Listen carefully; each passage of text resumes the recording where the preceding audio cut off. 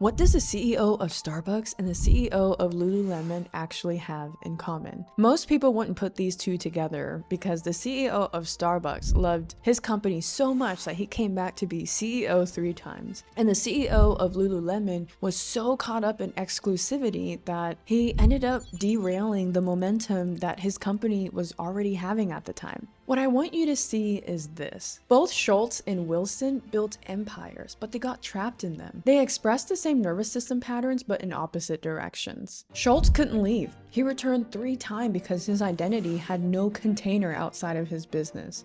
And Wilson couldn't evolve. He left, but he kept fighting to freeze the company in the version of himself that built it. One couldn't tolerate separation, the other couldn't tolerate change. Same root, but different symptoms. When a founder's identity is fused with their business, the business stops being a vehicle for growth and actually becomes a cage of protection. Let's get into it. Howard Schultz, the CEO who just couldn't leave. Schultz returned as CEO 3 separate times in 2000, 2008, and 2022. Each return was publicly framed as a rescue mission. But if you read it through a nervous system lens, what I'm actually seeing is this: a man whose window of tolerance collapsed completely every time the business moved beyond him. He called his 4-year absence a mistake. He said the company lost its way culturally. But the tell here is that he didn't say the strategy was wrong. If you knew that you were leaving somewhere, you would definitely get all of your systemic things in place and get your vision down so that when you pass it on,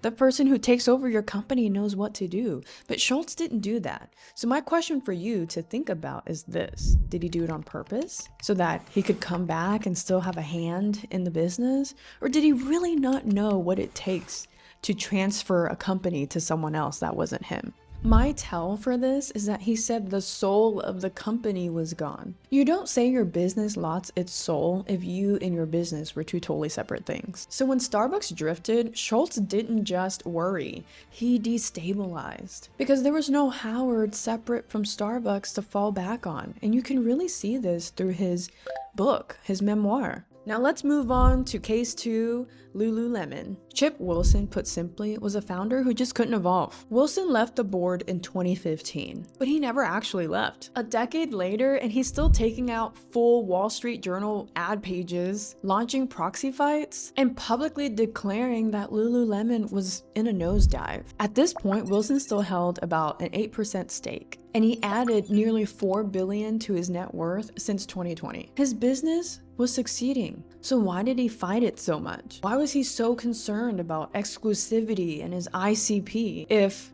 business was booming? And it genuinely is because his identity couldn't accept it. His comments about not wanting certain customers aren't just tone deaf, it is literally identity rigidity. His nervous system was trying to protect a self-concept that the market already moved on from. I mean, look at the competitors in his space. Billions of dollars created just because they decided to be more size inclusive. But Wilson just couldn't accept this. Arguing about what your ICP is not brand clarity, because your ICP being determined is supposed to help increase your revenue. And so if your revenue is telling you a certain story, if your data is telling you a story, you follow that.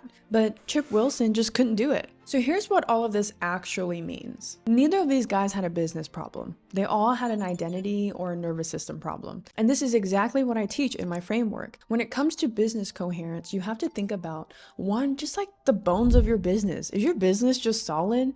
The second thing I usually ask founders to think about is, how are they running their business? Are you just anxious all the time? Or do you actually trust your team and yourself and just your ideas because you know what you're doing? And then the third thing is decision fidelity. The decision fidelity is exactly what these 2 founders were struggling with. Where are we going? Who can actually help me get there? And why am I resisting the right decisions so much? So neither of these guys had a business problem. They had an enmeshment problem. When your business is the container for your entire identity, your worth, your vision, your sense of control, any change to the company registers as a threat to your body. And a nervous system in a threat response does not strategize. It protects, it controls, it attacks, it returns, it refuses to update. So here's what I want you to really chew on. You don't actually have to be a billionaire to struggle with something like this. When I think about that networking conversation and founders telling me that they just need more time, even though they've been doing or struggling with that problem for 6 years, I'm not shaming you, but I really want you to think about what's getting in your way